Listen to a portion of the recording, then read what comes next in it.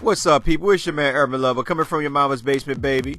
Want to talk about that game last night? I decided not to make a video after the game because I was so freaking frustrated. I just didn't want to feel like ranting. When I seen what Walton put out there as our starters, I was like, what the freak? I was very upset, man. I mean, I told you guys in my last video, the rotation was killing us. And Walton, I understand that he's a rookie coach and all this and that, but at the same time, a lot of these games, man, we could have won. This game last night against the Jazz, we could have won. You know, the lineup is just crazy. And I'm going to get to that in a minute, but I'll just go through the stats real quick. So the Lakers shot 44% from the field. Utah shot 47% from the field. Utah was 40% from the three-point arc. They shot 13 for 32. We were 35%. We were 5 for 14. Free throws made. They were 18 for 29 for 62%. We were 18 for 23 for 78%. Total rebounds even out 53 apiece. They had 11 offensive boards. We had 15. We both had 28 defensive rebounds. Team rebounds 14 to 10. Hustle man points. They had 26 assists. We had 15. And y'all already know the situation about that. They had 5 steals to our 8 steals for us. They had 7 blocks to our 1 block. The Bear Goldberg was just doing his thing. Total turnovers, they had 12. We had 11. Points off turnovers, they had 20 to our 13. Fast break points, they only had 4. We had 18. Points in the paint, they had 44. We had 58. Personal fouls, 18-23, and we got 1 tech. Now, what I want to talk about real quick, and this is gonna be quick because we came out flat. I mean, at the beginning of the game, it just looked flat. I mean, we ran. A lot of times what it is that's with the Lakers is this. We don't run our up-tempo type of game. We run half-court offense when we put certain individuals on the floor. What gives teams like Utah, San Antonio, Memphis, these teams that are known for half-court offense, and basically half-court defense as well. These teams are pretty much good at that caliber when we do stuff like that. When we run them, that's when we are best. But when we actually allow them to set their defense up, that's when we have struggling. We struggle with that. It's hard for us to score, hard for us to execute. And the big thing about our team is that I understand that we got a lot of players out, but we still playing hero ball. And I keep telling people over again, they say, well, Lou Williams had to take these shots, or Jordan Clark had to take these shots. There's nothing wrong with them taking shots, but at the same time, if you create plays for other people, it makes it that much easier. The biggest thing is that, like, say for instance, when Lou Williams made that one cut and he passed the ball off to Thomas Robinson, when he made a cut to the paint and he gave that nice little wrap around to Thomas Robinson for the easy layup, we could be doing that all day. And I'm just saying, because if you think about it, Jordan Clarkson and Lou Williams can get to that paint at any given time. They could run plays where Randall or Black or Thomas or Ding, whoever it may be, as a pick and roll, whatever, cut through the paint. It's real easy because most defenders are going to focus on the guy that got the ball. A lot of times out of 10, they're not really going to focus on the guy that's doing the cut because they think, okay, well, he got 2 options. I either lay it up or I can pass it out. So they're in limbo. The defense is in limbo. But when you show them what you're going to do, what makes it much easier for these guys. So now, Haywood, man, this guy's he's a freaking nut, dude. This dude had 23 points, but he was 3 for 6 behind the 3-point. This is Utah. Diaw, man, couldn't miss. 12 points. Goldberg, you already know what the Bear does, man. 17 boards. He freaking 5 blocks. He had 14 points. Exum played pretty good D on Brandon Ingram. He had 10 points. Hood, knocking down the shot, but he was 2 for 8 though. He had 16, but the starters did pretty good, man. And like I said, we played against their starters. Utah really had nobody out. Hill is the only person that really was missing. But at the end of the day, they still had more players available than what we had, and we still had a chance to win this game. We definitely had a chance to win this game. Randall. And this, before I even go to this is one thing I want to say, and I've been saying this over and over and over again. Moss is not going to give you 20 rebounds and all this and that, but you got to play him, man. Like, I'm sitting there saying to myself, like, why do you have Tar Black and Robinson on freaking Goldberg? This is the thing that I've been saying over and over again. And I'm not a coach, but I'm an analyst. And one thing about me, I'm an analyst, I'm an observer. And I pay close attention to most of the games. my thing over and over again, if you notice when Miles came out aggressive. You know, he came out aggressive. He was doing his thing, knocking down jump shots. He went 4 for 4 before he missed his first couple ones. But he was 4 for 4, knocking down jump shot, grabbing rebounds. You know, he didn't get no block shots. But the thing is, he kept them in the game. Only played 20 minutes. 20 minutes. You give those minutes to Tar Black and freaking Robinson. And I'm sitting like, why, dude? Like, they don't match up against some of these centers. Like, when you playing against Golden State, when they bring in a small squad, or Phoenix, when they bring in a small squad and all that, you can do this with Tar Black and Robinson. But when you got ordinary, old-fashioned centers like Goldberg, Gasol, and all those guys, no, you got to let Miles play him. One-on-one, D him up, let him play him. I'm sitting there saying to myself, like, why do you keep doing that?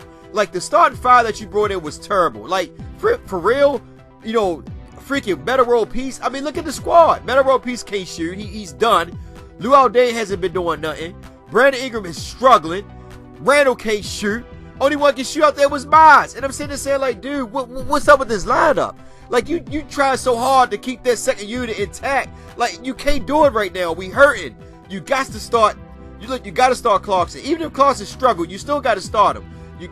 Look, I understand if you don't want to start Lou Williams, that's understandable, but you got to start one of them guys, man, in the backcourt. It could be freaking Clarkson and Ingram, however you want to do it. Luol Deng, Randall, and freaking Miles. I mean, you got to start them, or you could do like this. You can have freaking Miles at center, Randall at power forward. You have to play Brandon at the shooting guard because we ain't got no other guards. So you have to start Luol Deng. Brandon, and Jordan Clarkson, just let Lou Williams come off the bench. Lou Williams and freaking Black. You know what I mean? Just go with a 3-man rotation. Black, Williams, and if you want to bring Hurts in, you know, to give Jordan Clarkson some time, that's cool. But in these games, Jordan Clarkson did have 38 minutes. Williams had 34 minutes. Both of these guys would have 40 minutes. That's just me. Hurts, I would have gave him like 12 minutes just to get him a little breather. You know what I mean? Brandon Ingram, even if he struggled, I still would have gave him more time. I'd have gave him more than 25 minutes. He's just something that he got to work through. He's a number 2 pick. He got to work through it. Right now, at this point in time, when all your top players are all hurt, you definitely going to need something from these other guys. I would listen.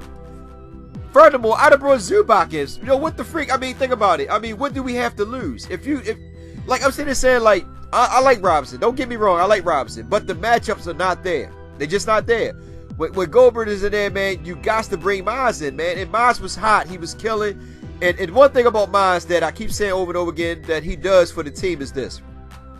Miles can shoot. He's not going to give you the best. He's not the best defender, but he's an okay defender. Not going to be the biggest rebounder, but he can shoot. Remember, Randall is our top rebounder. Randall is better playing down low. He ain't got no jumper. If you got somebody like Black and Thomas Robinson in there with Randall, you can hang it up. Because now Robinson can shoot. I see his jump shot. He can hit a jump shot. But the biggest thing about Robinson, he's inconsistent. Just like Randall, you might hit 1 or 2 once in the blue moon. But the thing is, when Randall was in there with these two guys, it clogs the paint up. People like Goldberg and all of them can just hang around the paint and just play defense because these guys can't shoot. But when Miles is on the floor, he makes the defense honest. What I mean by that is this. Miles can come out, you know, out from the paint, 10, 15 feet from the paint. If Goldberg's not going to play him, Miles can hit that jump shot. Eventually, Goldberg will have to go out and play him. When Goldberg go out and play him, guess what? Now Randall can work down low with his opponent and do whatever he wants down low because he ain't got nobody like Goldberg hovering around the paint to block the shot or make him alter the shot. And it makes the offense open up that much more. You got to play them according to their strength and weakness. Right now, we don't have nobody. Everybody's hurt. And I'm looking at like, okay, what are we going to do? Are we going to start this same crazy lineup again? Like, listen, I understand. Like, everybody wanted Walton. You know, everybody was like all excited about Walton, you know, bashing Byron Scott and this and that. I hate to say it, but Byron Scott probably did the same thing that Walton's doing right now. Probably not with this lineup. You know, he would have put the best men on the floor. That comes with experience. Now, Walton, I'm going to give him the benefit of the doubt because he is a rookie coach. But at the same time, some of these lineups that you're putting in, dude, it just ain't working. It ain't working. It's like you just putting this line in there. This is what it is. This is what you're doing. What you're basically doing is you putting a lineup together, a starting unit together, to try to wear down their starters, and then you try to bring in Lou Williams and Jordan Clarkson to ignite this fire, to basically like try to run away with the score or whatever, or the starters are tired or worn out, so you bring these guys in to take advantage of that. Teams and scouts are picking this up. They're noticing that. They know right now the only two players that you got to score is Williams and Clarkson. Double down on these guys. These guys are ISO players. They're not going to pass the ball as much because they're looking to get their shots off. How do I know this? All you got to do is look at their assists. You look at their assists. What do they have? Now, Lou Williams did have a good game. He had 7 assists, though. Because he had no choice. Because if they double it up on him, he got to pass it out. So, Lou Williams did have a good game. Jordan Clarkson had no assists. 7 for 13. Still had a good game, but just ain't take a lot of shots. But my thing is this, at the end of the day, is that you rely too much on these two individuals. You know, somebody else got to step up, man. And I keep hearing people saying, well, you know, and I was one of the people too, you know, about Lou Dane and all the rest of the guys. But the thing is, at the end of the day, somebody got to step up. We got too many guys out hurt that actually can give us, you know, that are our scores. Lou Dane got to step up. Randall definitely got to step up. Ingram got to do more than what he's doing. I know he's playing pretty good D, but Exum had him locked down. He couldn't do nothing. But at the end of the day, somebody got to do something. Seriously. I mean, the only person I can really see that's doing something, but just ain't getting the playing time is Mize. Mize government comes in there. He starts off hot, like I said, and they sit him down and only get 20 minutes. 20 freaking minutes. And I'm just frustrated, man. And I don't listen. At the end of the day, Lou Williams, I thank you for keeping us in the game, but what's the point of scoring 30 plus points and we're not winning? It's ridiculous to me. You know, this game should have been won just like the Memphis game should have been won. Bad rotation, bad experience from the coaches, just everything. All this is based on the coaching. It comes down to coaching at the end of the day. The rotation is terrible. You still trying to keep that second unit intact, and I think it's stupid. It's okay when you basically have all your players there, but if you don't have all your players there, you got to make the rotation a little bit better. You just got to go with a 3-man rotation off the bench. You know what I mean? You don't have to bring in everybody. You know what I mean? Just give people enough time to get breathers. Jordan Clarkson, Lou Williams, they got to play 40 these nights. Why? Because they don't have nobody. There's no other guard. You bring Hurts in, he can't shoot. You know, he gets the players going, a little crafty little player, but he can't shoot. He's not giving you nothing. You know, 18 minutes? Nah, man. That's crazy.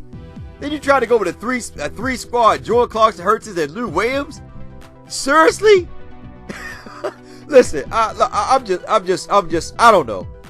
I'm just thinking, like, what is Walton thinking of? Seriously, I mean, to put Metal World Peace out there who can't shoot. Lou Dane, who's been inconsistent, probably had 1 or 2 good games throughout the season so far. Ingram been inconsistent on offense. You know, at the end of the day, I say, be patient with him.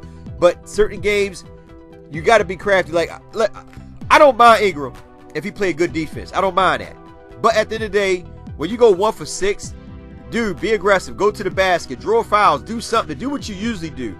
Don't let Exum get into your head to the point where you're not even taking a shot and he just took you strictly out the game.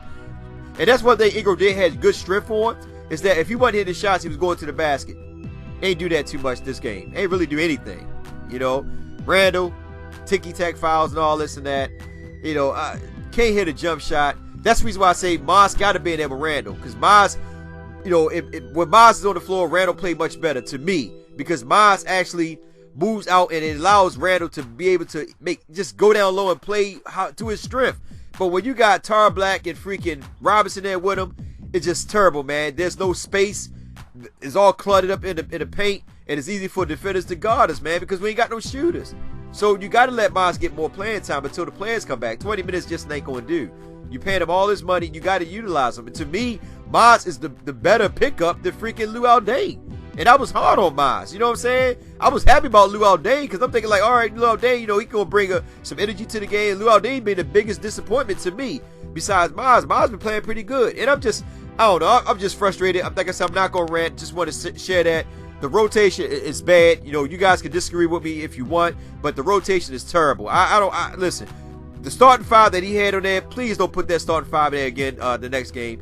I just can't take it. Anyway, it's your man Urban Lover. Like, share, subscribe. Get in the comment section. Tell me what you like or dislike about the game, about the rotation, about Lou Walton. Let's talk, guys. This is the whole point about this channel. It's for us to discuss.